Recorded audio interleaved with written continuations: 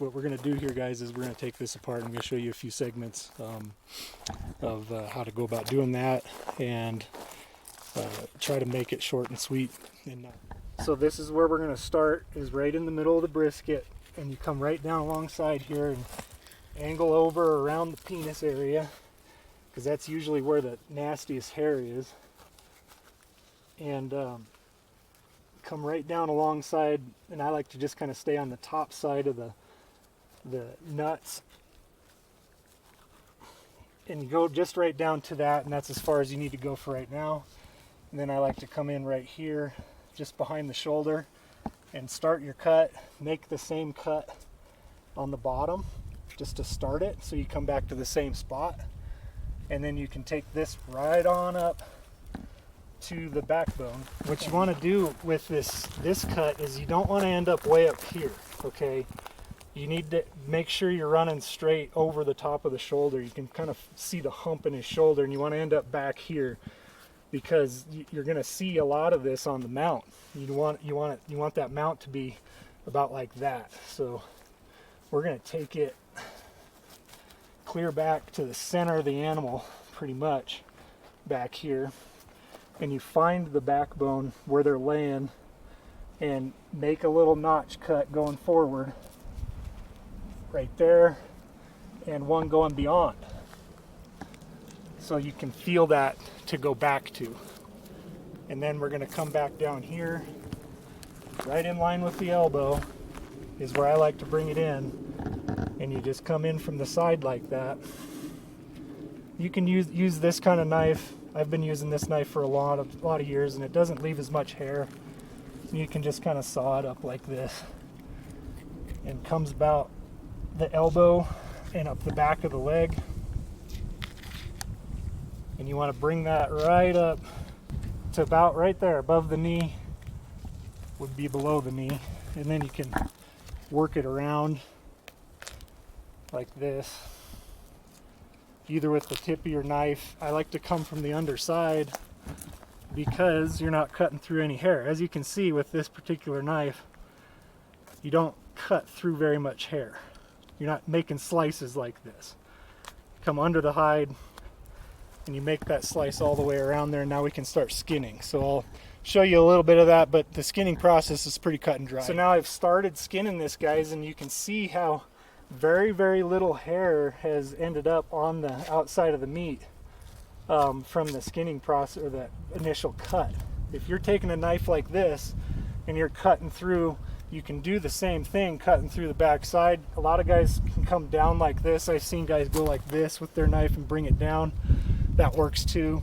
I just got in the habit of using the swing blade knife. It's a great knife. I'm not propping it for any means. I've had this one for probably 10 years or more. It's actually the original from Sweden.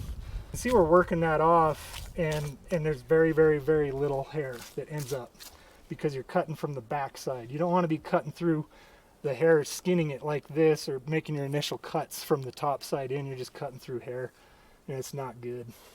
Okay, we're going to do the top dorsal cut for this cape now, and what I usually do is, if you don't have one of these swing blades, you just use your knife like this and come in right behind the pole here and just start cutting down the center of that.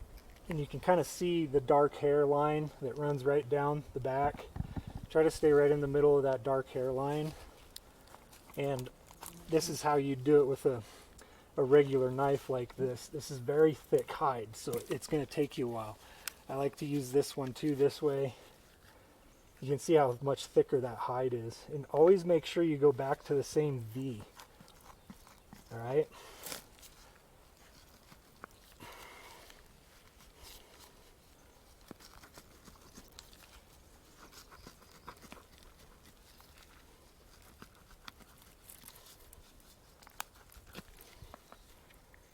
Get it back in that same V cut. What you want to be careful of is, on this cut, is to not get angling down off the side of the animal. So you just got to kind of make sure you stay right on the top of that backbone area. You can kind of start to feel it here, and it's coming right up here. Once you get over the shoulders, it becomes real thin hair. find your little notch that you left and bring it right out to it, and you're done with that cut. Okay guys, so now we're going to move the tripod to the back quarter. Once we have this front quarter scun here, we can go ahead and let it down, and and we'll just let that cool like that and start working on the hide on the back corner. And so we'll unhook it, let that sit down like that, nothing's getting dirty. Just pivot this back here. You can position these wherever you need them. And we'll start with this back quarter. On the back, there's a gland here on these elk that is in down below that. So I'm just going to hook it around the foot for right now on the back quarter. And we'll give it a tug here. Lift that up. And locks. You can pull that up pretty high like that, and then what I like to do with the extra cord is just loop it up like this and kind of hang it off of those top standoffs there. And you can position these legs now wherever you want it with that thing hanging there. But I kind of like it right there. It's going to open our crotch up to be able to make our next cuts. So we'll go ahead and do that right now. And just kind of jump in underneath here. And what we're going to do is continue from the cut we made earlier, and we're going to go right up to the bottom of the anus with it, right alongside the nut sack here, and kind of staying right in the middle.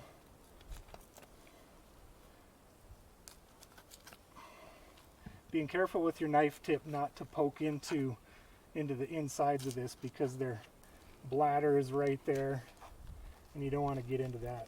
And so take this right up to the bottom of the anus there, and that's close enough. And then we'll go ahead and come up the back of the leg here.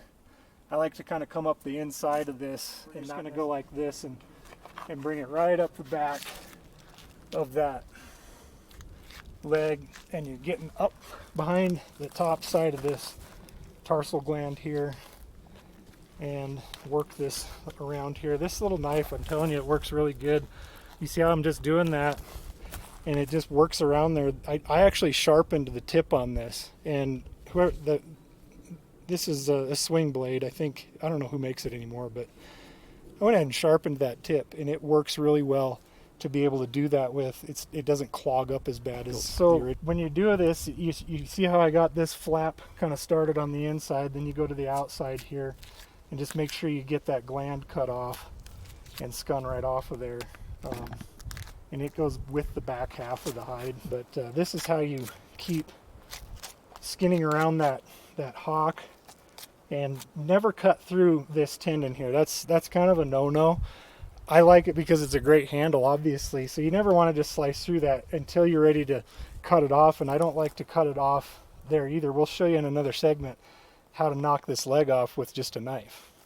Okay folks, so now we're getting into this skin in the back of the quarter off, and all these elk have a gland inside the flank right here.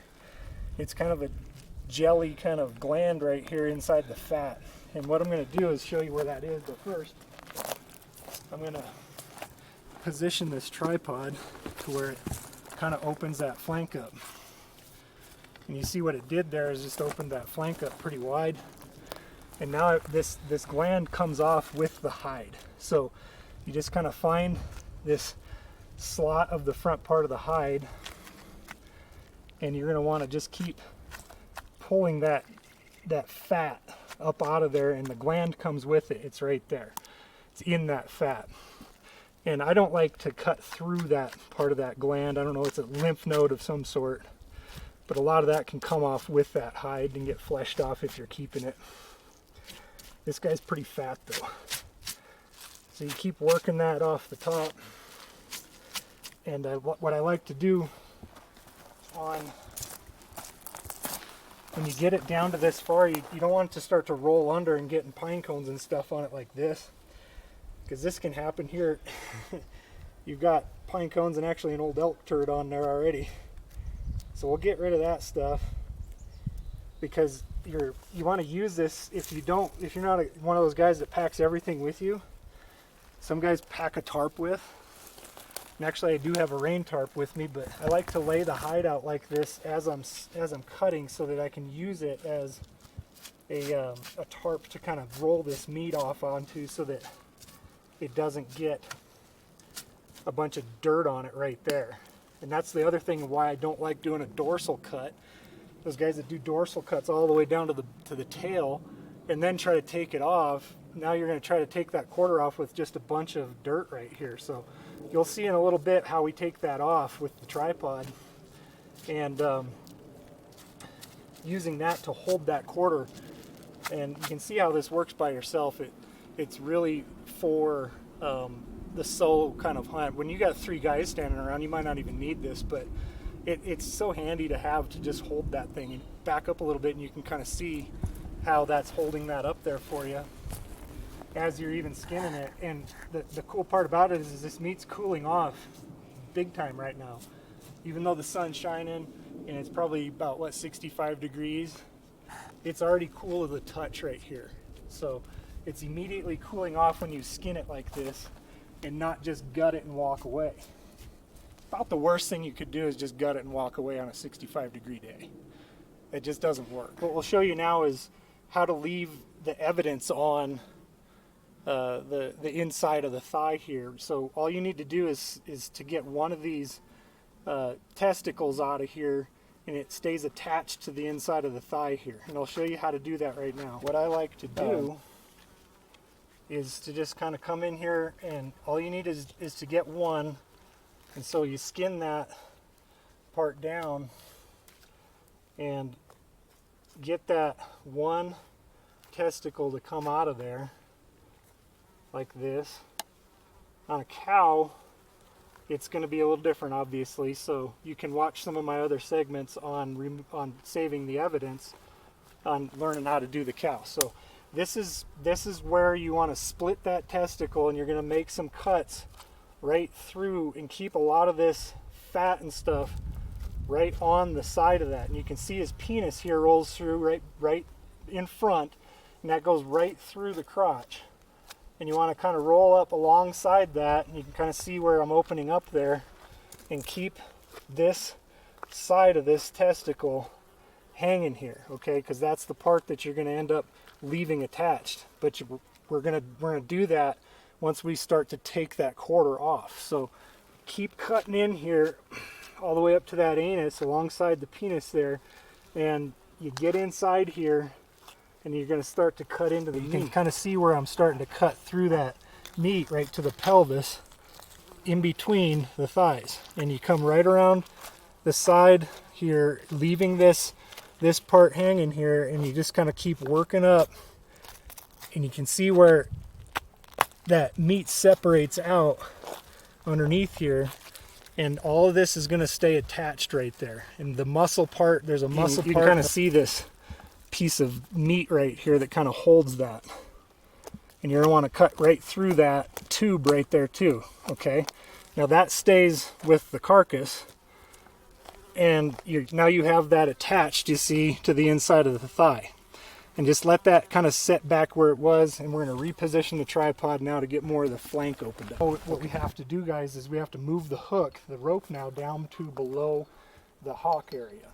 And the way we do that is to just go ahead and lift on the quarter, pull the rope to where it unlocks that rope, and unhook it. We'll wrap it around the whole thing. You don't have to go through the hole here. It'll just kind of suck that all up.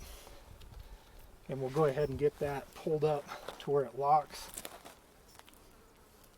pretty tight, and we can reposition this. Now sometimes I like to unlock and shorten one of those top tubes right now to where it's a little bit shorter to work with. Even though there's no weight on it, it can just sit there. And we can have a little bit more ability to position this more plumb when you shorten up one of those tubes on that side. So now we're going to stretch this out this way and see if we can't stretch this back and open up the flank here. Now we've opened up the flank area so we can get in here and start cutting through. You know, see how I've cut through that that part right there, it's just sinew there that you're cutting through. No meat that you're cutting through at all, up to the point of the hip. You feel the point of the hip, and that's where you go to. And keep cutting in right there. So when you open this up, you'll feel the point of that hip. You can come to the back side of the animal with it and start working that meat off of the point of that hip. And that right there is the inside tenderloin. And you're gonna cut through it, part of it right here. And you just go ahead and do that. There's a main artery right next to it. And the rest of that inside loin lays up underneath here, and there's just a little chunk that stays with the back part of the quarter here. And you just go ahead and just work this right straight down through to the backbone.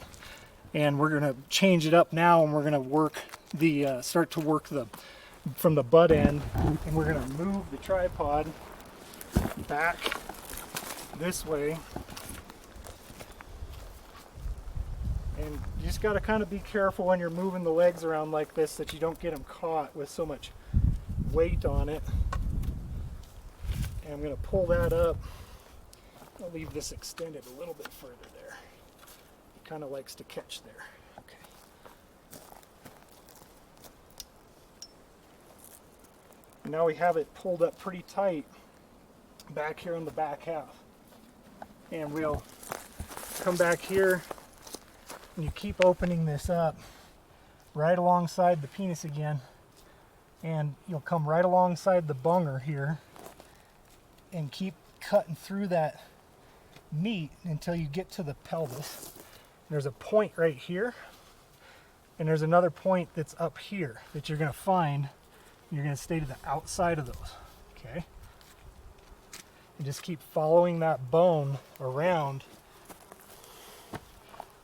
that point right there, and it kind of goes back in a little bit right there, but we'll keep working the back end of this off until you find that other point of the hip, and it's right up here. It's okay if you cut into the meat a little bit right there. You're going to, because it's kind of really tight. Kind of follow that bone. You want to kind of follow and shave off as much of that as you can. And now we're going to work right down the top of the spine here, or the tail. And that's the back of the hip that you just opened up right there. So we're going to come back down around here, and we'll position the tripod again one more time. Get this right here. It's kind of like you got to work with it just a little bit. Just like that. Okay, so now I've pulled the leg up with the rope and then stood the tripod up real high to be able to expose this ball socket in here a little bit more. And there is a couple arteries that you really need to watch because they can be full of blood right there. And what you want to do is keep following that hip around until you see that ball socket, and you can see how it's starting to cut free from that. We'll come in here and find that spot where we cut through that meat, following the hip from that other point down. Now I'm going to see how we're kind of loose here now, so I'm going to go ahead and lift this back up one more time. And you just got to kind of keep working this leg up a little bit at a time, just to kind of hold that tighter, and then you can push that leg up like that of the tripod and get it to prop higher and higher. And it's kind of cumbersome to deal with this testicle here, so sometimes what I like to do is come through here, and there's a little main artery right here that you can kind of pull through and get it hooked right there. And that's a great way to keep that up out of the way. And you can see how we're stretching out here now. Tripod's doing all the work. All I'm doing is cutting. Now you can work the back side of that ball socket off. And you'll feel the point of that hip bone goes up to the flank point. Okay, and we're going to stand it up a little higher.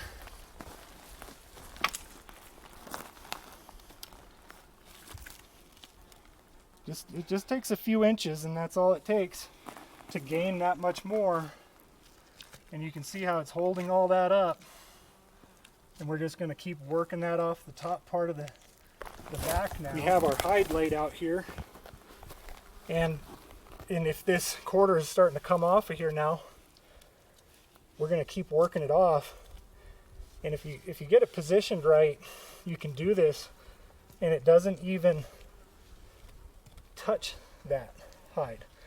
It's just there for protection in case something slips, or it just depends on like the angle of the hill you're on, and then all those different factors to make it easier.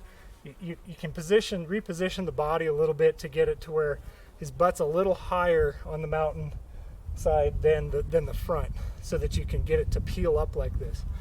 One thing that I want to mention now is, if you're going to debone this quarter, you want to leave the bottom part attached to the tip right down here, so that it's not swinging on the tripod. So now I can start cutting some of these meat portions off with it hanging here, and you can debone this whole thing even with it out of the socket, because you need to expose all that to get it cut off. So that's what you would do if you're going to debone. We're not going to debone this because we're packing this guy out with horses right over the ridge, which is awesome, and that's how we're doing this. I personally like to keep the bone in as much as I possibly can. It's just something I've grown accustomed to. It just kind of holds all that meat together in one package, and also it assists with the rigor mortis and the aging process, because when rigor mortis happens in the next, let's say 12 hours, this muscle is going to tense up.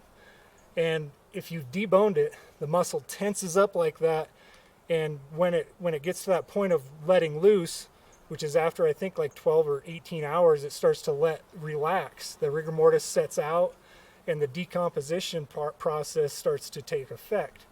If there's no bone structure there to pull that meat back to where it was, it just stays sucked up like that. And I think that's where you get really tough game, is from deboning. That's my honest opinion. I can't really prove it, guys, but that's the way it is. I like to keep the bone in. It's a little extra weight packing out, but you remember it for the rest of your life. So now I have this whole thing loose from the carcass, and we're going to lift it up a little bit higher. I can first start by just repositioning the tripod, but what I want to do is kind of keep it to where it's not going to tip down the hill. So you got to be kind of careful with it. This thing's going to hold, but when you're here by yourself, it's easy to kind of get into that tendon again. And this is probably a 70-pound quarter. You want to lift and you want to pull the tail at the same time. Lift it up, pull the tail, let go of the weight, let go of the tail. And it locks it there for you. Now we got a lot of room to either get our game bag pulled on, or what we're going to do next is we're going to wrap it with some meat wrap. Okay guys, so this is regular old plastic wrap, food wrap that you buy on the shelf at Walmart or any store, grocery store. Glad wrap, saran wrap, whatever you want to call it. It's food grade, and I've been doing this for many years, is wrapping it up to keep it sealed up. You might think, well, that's crazy, but it's not. It actually works really well to seal the meat off. It does, and the flies will stay off. As you can see, we got a few flies around. They're not going to be able to access this once we get it sealed up here again.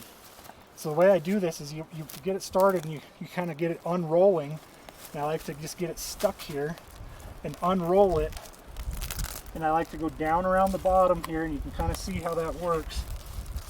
Unrolling it like this. And I guess a meat bag or a game bag obviously is a lot faster than this, and does the same thing, but eventually it dries out really bad. And that's what I've hated about game bags, is they all dry out. The meat dries out so bad.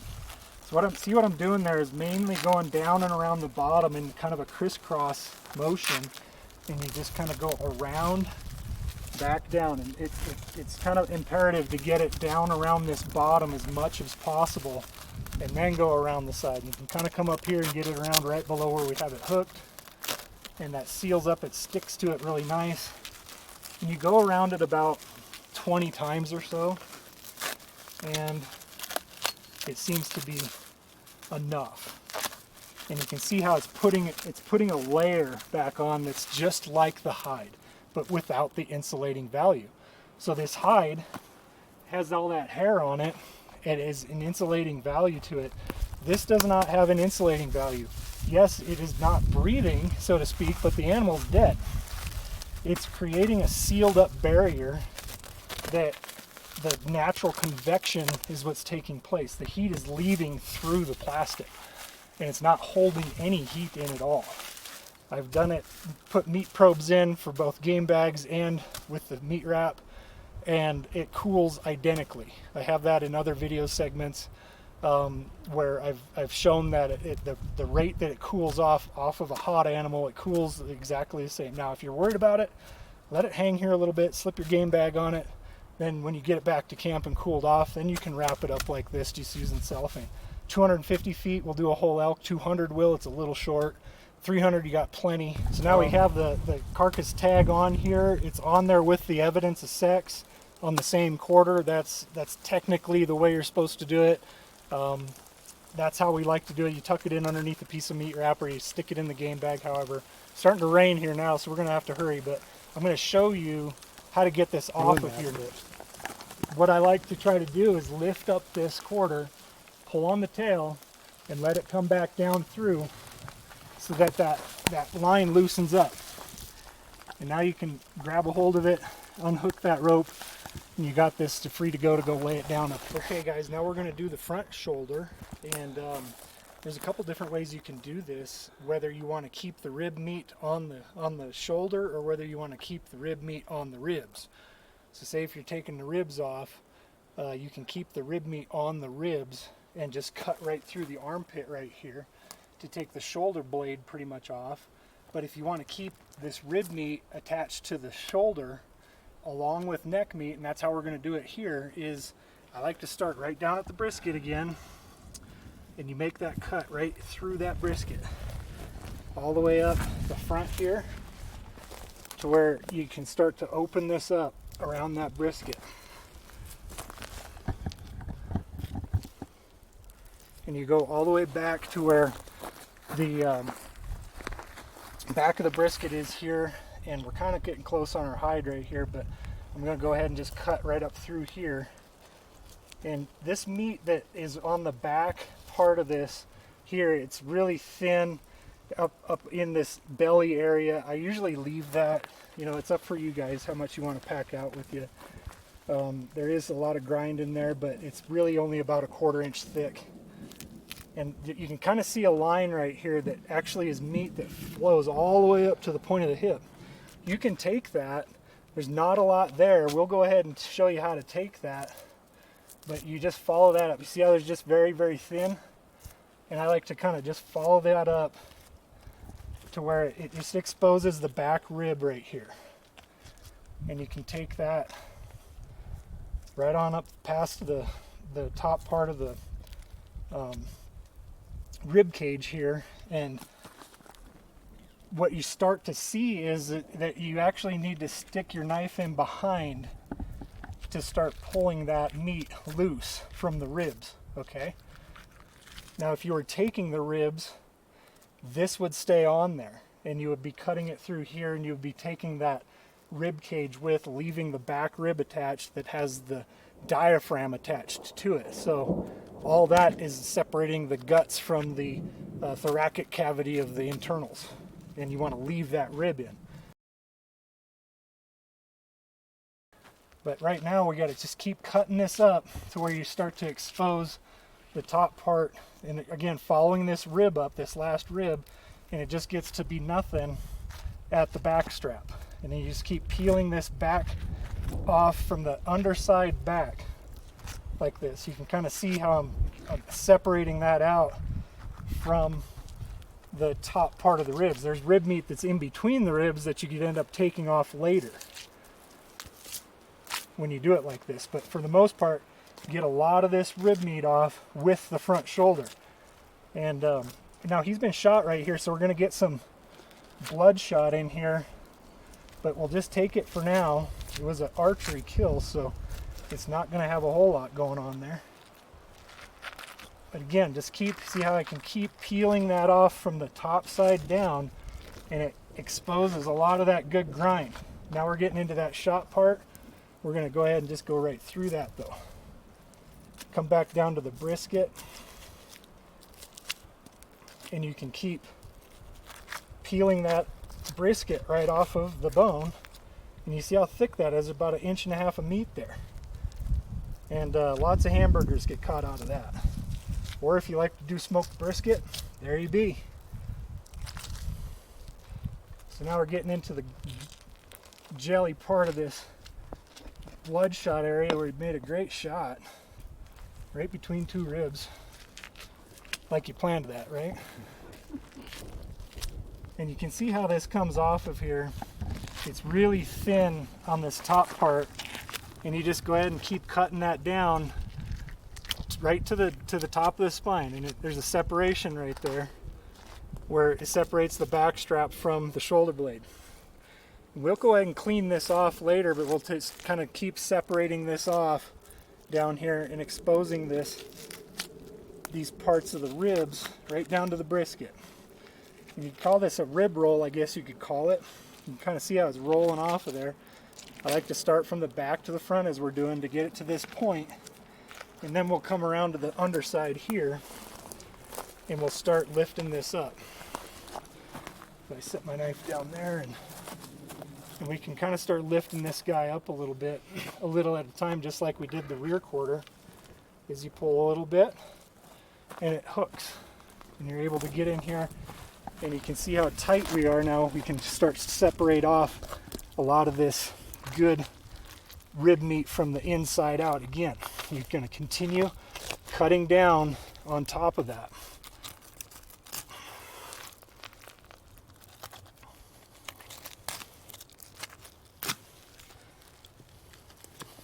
Most of this is grind. Most of this is grind so that you don't have to really worry about where you're cutting and what you're cutting into. When you get into the front part here, you can start to expose the throat, and there's a pretty good muscle right alongside the throat here that you can take with the whole thing. So what we're going to try to do is keep working the back side and try to get underneath this rib meat. You can see how I'm cutting down from the top side. Now we need to lift up again. So now we can pull the cord, lift the quarter, and you can kind of see how that exposes it a little bit more now. And it just kind of keeps opening this up to be able to keep working that back down. You just got to find the neck, and there's a lot of kind of pieces of meat that you can kind of keep peeling off of that neck, just kind of following them bones. I'll go back up here and kind of flop this open here, and we can expose where we left off on the front part and cutting some of this free. A lot of that will clean right off of there. There's not a lot of bloodshot meat, so keep going in, pulling things down. This time I'm just going to pick the legs up a little taller. You can kind of see how I did that and how it exposes this shoulder blade.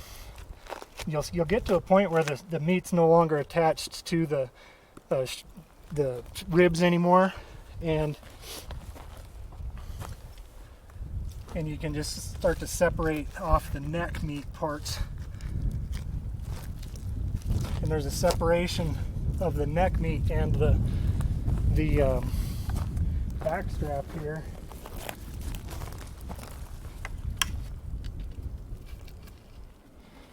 That you can find up here.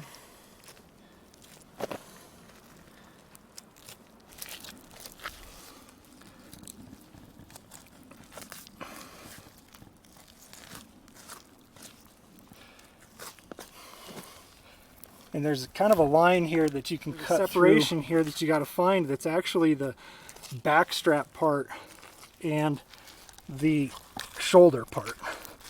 of where the neck joins together with the shoulder. And I like to find that separation right there and just kind of leave some of that to come off with the back strap. There's a big tendon right here. I actually cut through it already. There's one on each side of the back here that'll have a big thick tendon. You just kind of find that and it'll separate the back strap. So now we're coming back up to the front part of the neck, and I'm just following for the most part, following up the front part here, following the vertebrae up. And there's a lot of meat that's kind of stuck in between the vertebrae that it's hard to get it out of there. But you can get most of it out of there, and then you can kind of pick it clean and put it in another meat bag. But we're going to try to keep most of this main part of the neck roast with the front shoulder. And I'm cutting down through here now, just kind of getting it peeled off of some of those vertebrae.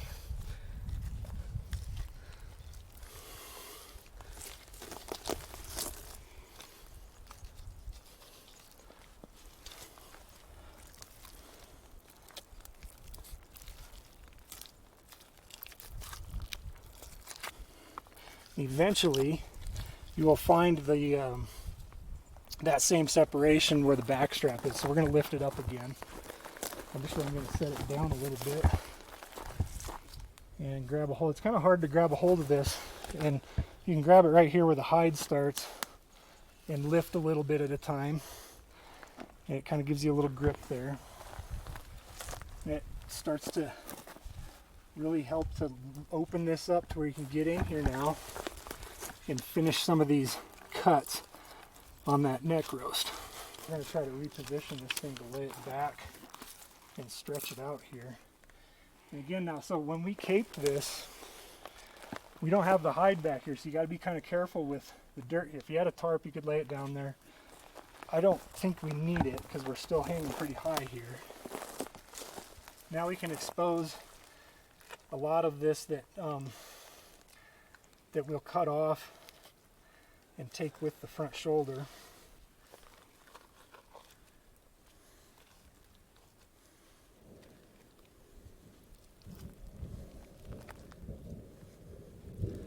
Okay, I think we're separated now.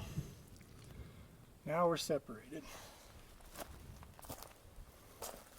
And this is where it's kind of important to get as much height on this tripod legs and everything. We're kind of on a hillside here, so I like to kind of stand it up pretty tall, but so it's not going to tip. So now we're going to try to lift it again.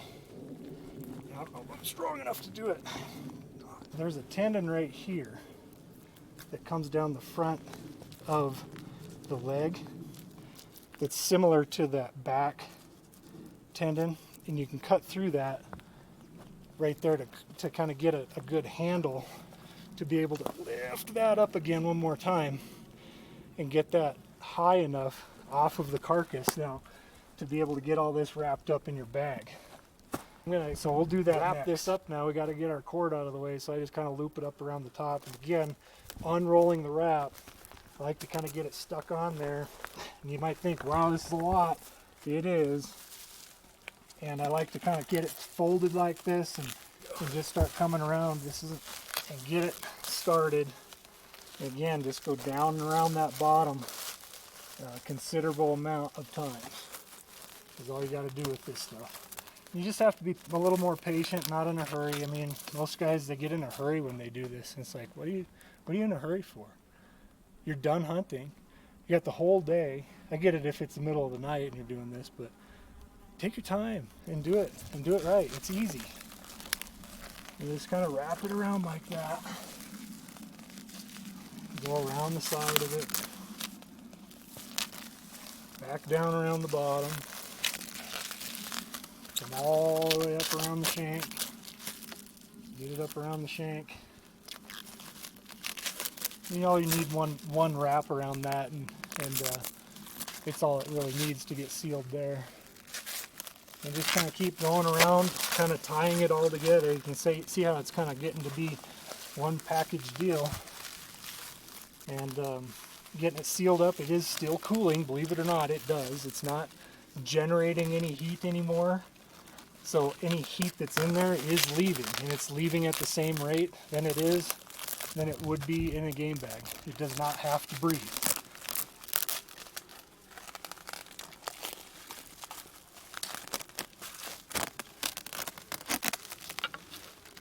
I'm on a steep hillside here, and we are dealing with it.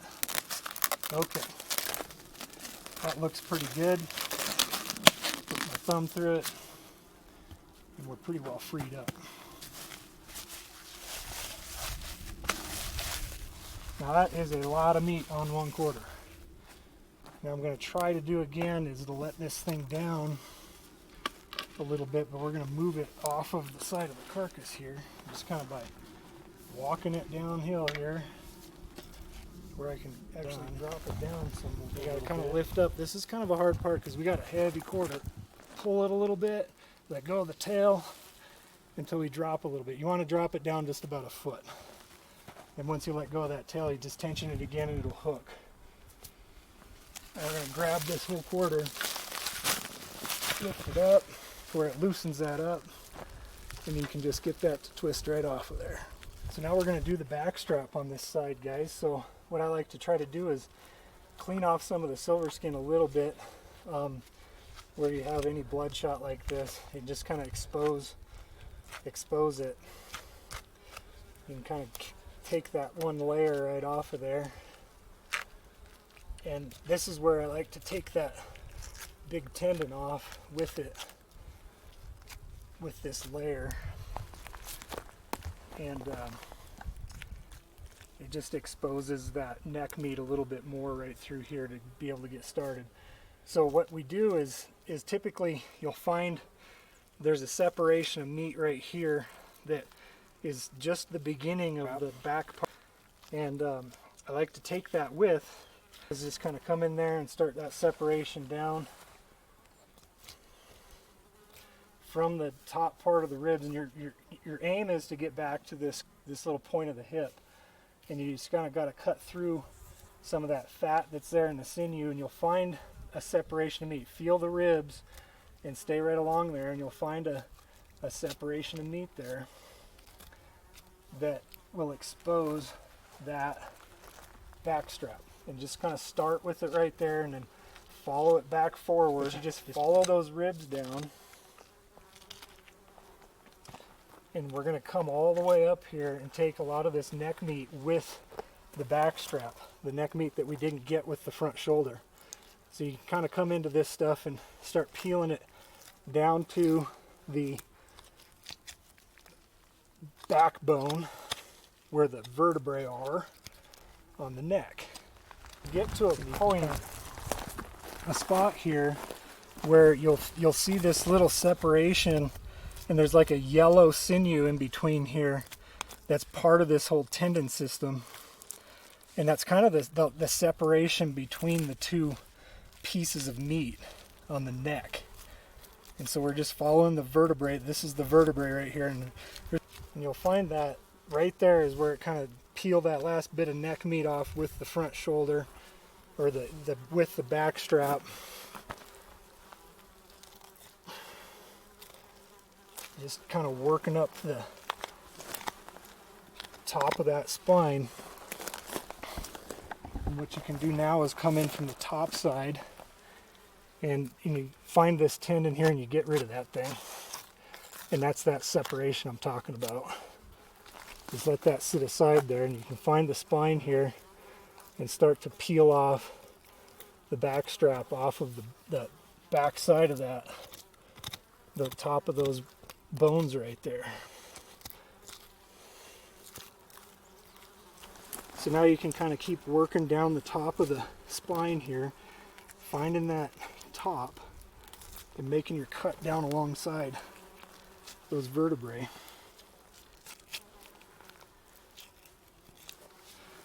And start peeling this neck off like this. You can get underneath a lot of that. Getting underneath right off of the vertebrae. And once you get it started, this is what I like to do here with the tripod, is get it started like that. and actually use the tripod. Of course, if you had another guy here, he's my cameraman right now.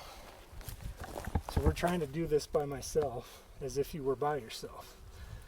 But of course, you can have another guy grab it. I like to just use the tripod to be that other guy. And again, it takes a little bit more time to set up, but all you got is time right now, right? So you get that to lock and just kind of hold it there, and you can kind of start repositioning the legs to hold that up for you while you peel this off.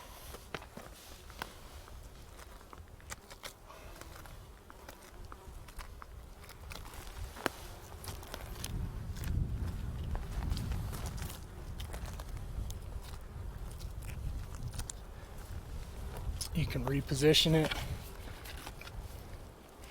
pull it up a little higher. Now sometimes you got to actually kind of pull down and put some weight in there to get that knurled roll pin in there to bite and lock the rope up, because there's not a lot of weight hanging here, and you just got to kind of get it to lock. And keep working it up. And from back here now, you want to find those short ribs. Finding those short ribs that are between the rib cage and the hip. And there's a pretty easy separation right there that you can make. And pull that around and keep working it off of the vertebrae and off of the back.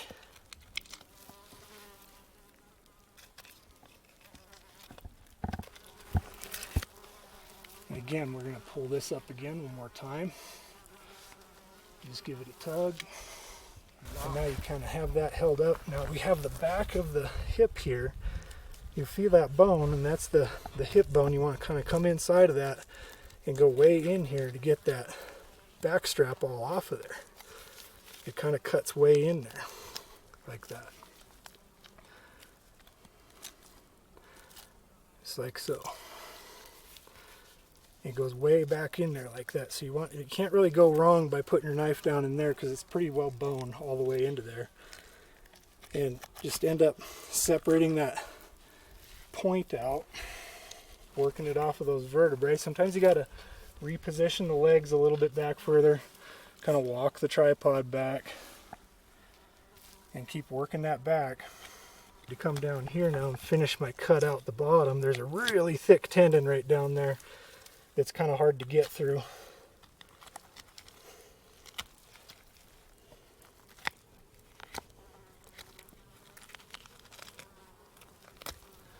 Now we've separated that off. What we're going to do is unhook this now and kind of get this to where we can get it to the center. So I like to pull a little bit of rope out. You want to find the center of this, just kind of hold it like that.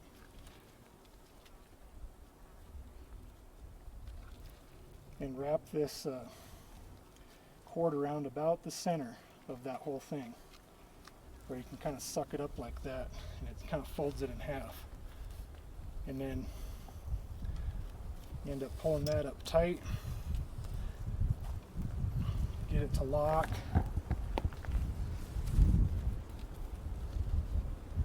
and we can start to wrap this up now. You could just slide that in a game bag, and I get it. Yeah, so much easier. But again, the game bag will just dry out in a few hours. It'll start to dry, and then it kind of sticks to it like duct tape. This is just putting the hide back on, but without the hair. Get it started here. And I like to just kind of get it started, fold it right in half like that.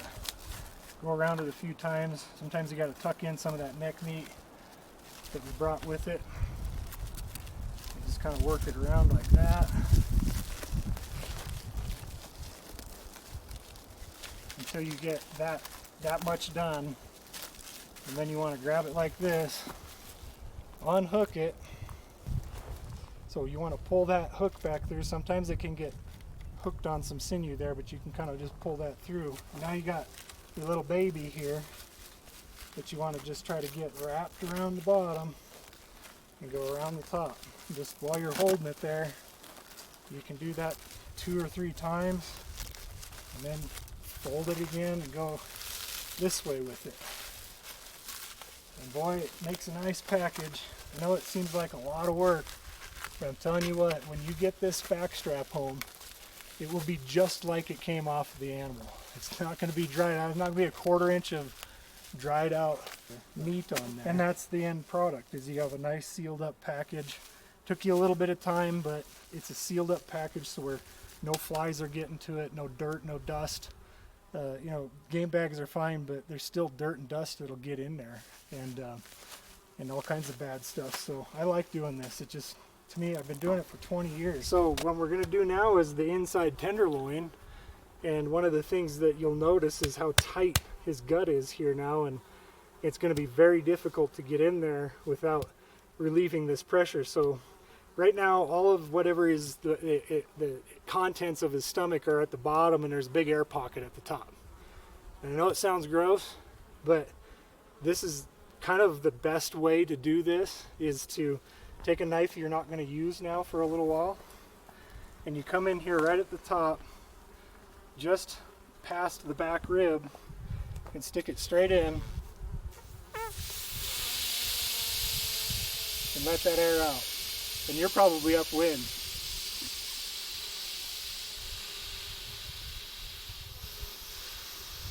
And you can see how it's starting to loosen up. You just go straight in and just kind of hold your knife to the side. And you'll let all that air out of there. It's just air. If you don't go in too far, you won't get into that, into the stomach contents. But it's right behind the back rib right there. Now we've gotten it really loosened up. Let all that air out of there. Try to get it all out.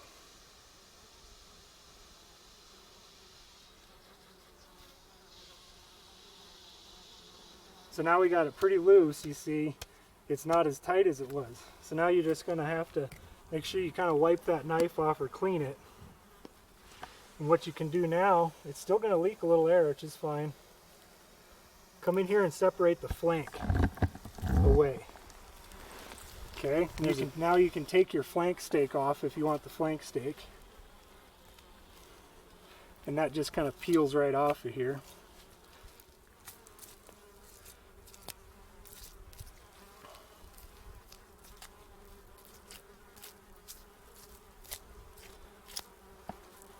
Just like that. And you can continue to take that off. It gets really thin right here where the guts are, so you got to kind of be careful when you take that off.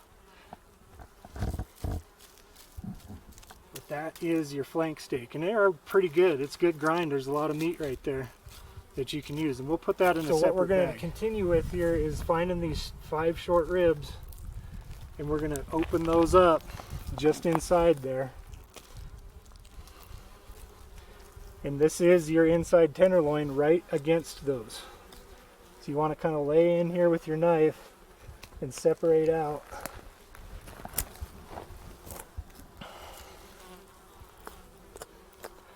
From that, the bottom of those 5 ribs. You can see how easy it is to get in here now with this, with the stomach empty, and you haven't spilled anything out. It was just air that came out of there. It's not going to hurt a thing. But this is the last thing to take off of this side. And you're able to get way up in here to the tip, and you come right down here, and you can take some of this meat off of the hip that got left from the rear quarter, and that's all part of that inside loin. You go right down to the vertebrae, and I like to start from the back here. It goes right to the hip socket. Start separating that off of the vertebrae back there. And this portion here is part of the inside loin too. There's 2 pieces to it, so you don't want to miss that part either, okay? And you want to take that with as well. This is part of that inner piece of the tenderloin that attaches back here, so you got to take that. There's not much there, but it's part of the tenderloin. There's like a little separation. There's 2 pieces to it. And on an elk, it's pretty big. And so I like taking my time here and get all that kind of peeled off.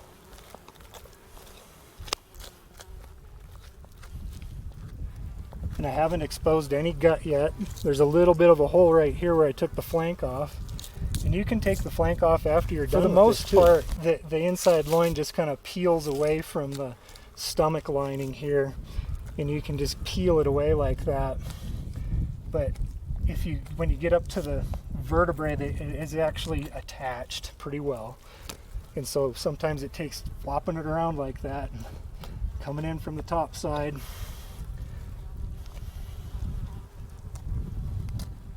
And this is the same on a deer, on a caribou, on a moose, on a black bear, on a mountain lion, you name it, goat, sheep.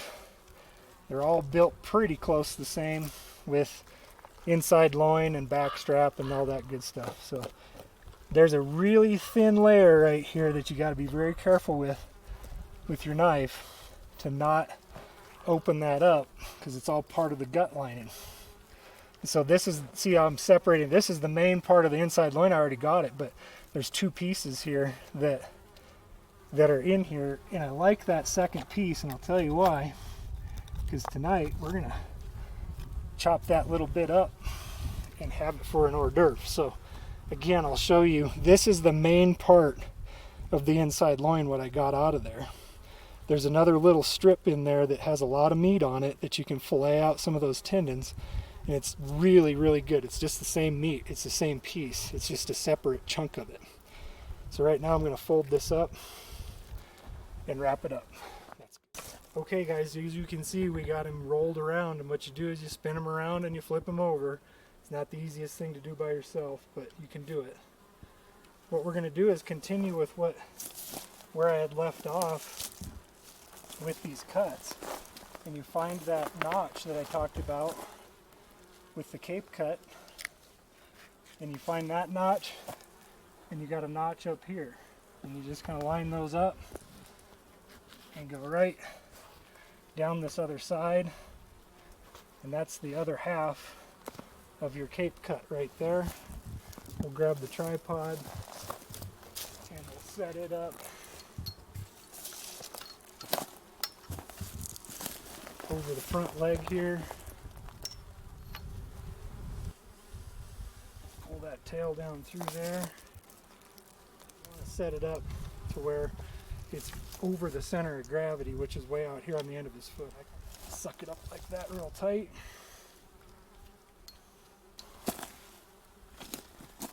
And we can go in here from the back of the elbow about halfway here. Just go right up the back of the leg.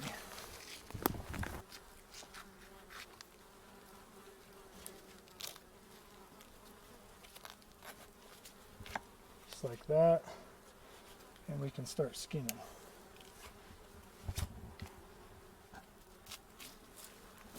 So come around here, Trent, and kind of show from this side.